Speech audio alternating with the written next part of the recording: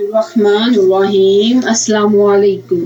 हज़रत अनस बिन मालिक से रवायत है 17 हिजरी में हज़रत अबू अल मूसा अशअरी की क़ियादत में जब हम ससानी सल्तनत के शस्त्र को फतह किया तो हरमज़न के बैतुल माल में एक चारपाई देखी जिस पर एक फौतशुदा शख्स लेटा हुआ था। इसके सिरहाने के पास एक किताब, 10,000 सोने के सिक्के और एक अंगूठी पड़ी हुई थी। हरमज़न जो दस्तर का गवर्नर था, इसका कहना था कि इस फौतशुदा शख्स की चारपाई हम बाहर रखकर बारिश, धूप और अनाज जो कुछ भी मांगते हैं अल्लाह पाक से, अल्लाह हमको कसीर तादाद में अता करता है। जब भी किसी शख्स को कर्ज की जरूरत होती है तो वो ये सोने के सिक्के ले जाता है और इसके बदले में कर्ज ले लेता है, जिसकी वजह से वो माला माल हो जाता है, फिर सोने के सिक्के लाकर वापस रख देते हैं। हज़रत अनस फरमाते हैं, हमने इस चारपाई पर पड़े हुए फौतशुदा शख्स के सिरहाने जो किताब रखी हुई थी खलीफा हज़रत उमर के पास भिजवा दी। खलीफा ने इस किताब का तर्जुमा हज़रत कबाब से करवाया और अबू अल आलिया से इस किताब को पढ़वाया।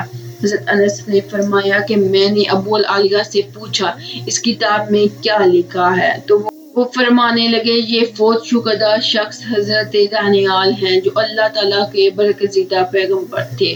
तकरीबन 300 साल से ये चारपाई दस्तर वालों के पास थी और नहीं ये मालूम कि उन्होंने हज़रत दानियाल को किस मकाम से कब्र से खोद कर बाहर निकाला है। फिर हज़रत अबू मूसा अशअरी ने हज़रत उमर को कहा कि अब हज़रत दानियाल की मैयत का क्या करना है। हज़रत उमर ने फरमाया मुख्तलिफ मकामात पर रात के अंधेरा कब्रें खुदवा दो, फिर इनमें से किसी एक में बड़ी ही राहदारी से हज़रत दानियाल को दफन कर दो ताकि दस्तर के लोगों को मालूम ना हो कि हज़रत दानियाल की कब्र कौन सी है। कारकूस को यह खुशखबरी दे दो कि रसूल सल्लल्लाहु अलैहि वसल्लम ने इसके लिए जन्नत की बशारत दी है। नाज़रीन, यहाँ आपको बताते चलें कि हुज़ूर सल्लल्लाहु अलैहि वसल्लम की हदीस मुबारका है कि हज़रत दानियाल ने अपने रब से ये दुआ फरमाई थी कि उन्हें उम्मते मोहम्मदिया में दफन किया जाए।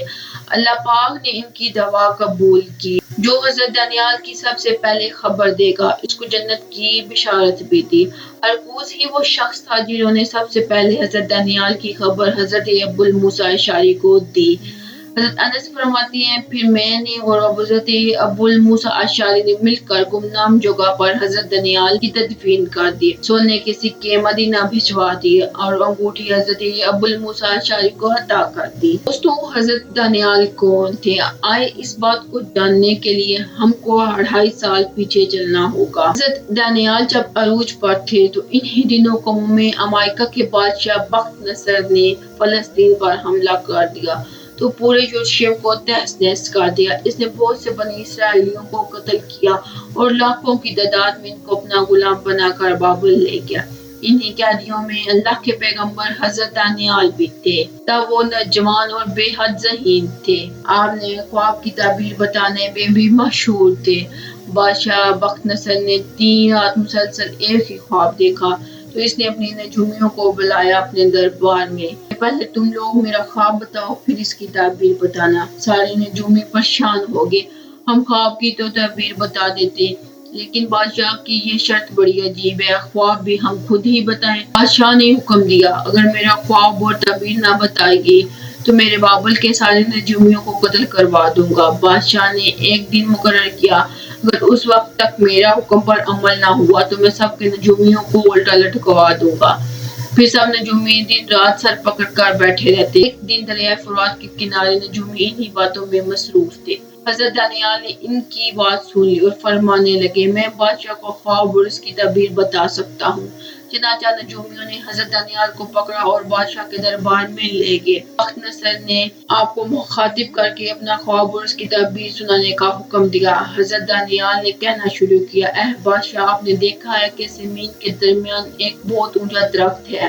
आप अभी से देख ही रहे थे कि एक फरिश्ता आसमान से उतरा है और इसने कहा इस दरख्त को काटो और इसकी शाखें तराश दो, इसके पत्ते झाड़ दो और इसके फल बिखेर दो ताकि ये सब जान ले कि अल्लाह ताला ही की हुक्मरानी है। जैसे जैसे हज़रत दानियाल ये अल्फाज अदा कर रहे थे बख्त नसर का चेहरा का रंग मदम हो रहा था। वो एक ही झटके से अपने तख्त से खड़ा हो गया। इसके साथ इसके तमाम वज़रा भी खड़े हो गए بخت نصر نے کہا جو کچھ بھی اس نے بتایا حرف بحرف سچ ہے۔ اب حضرت دانیال نے خواب کے بعد اس کی تعبیر بتانا شروع کر دی۔ حضرت دانیال نے فرمایا اللہ تعالیٰ کی طرف سے یہ خواب ہے۔ خواب میں موجودہ درخت سے آپ خود ہی ہیں۔ جس طرح دنیا کی پچھلی تمام سلطنتیں تباہ برباد ہوگی اسی طرح آپ کی سلطنت بھی مٹ جائے گی۔ بس اسی دن بخت نصر نے حضرت دانیال کو شاہی محل میں اونچا مقام و مرتبہ پر رکھا، لیکن جلد ہی خواب پورا ہوا اور بخت نصر مر گیا۔ پھر اس کے بیٹے انتہائی نالائق ثابت ہوئے۔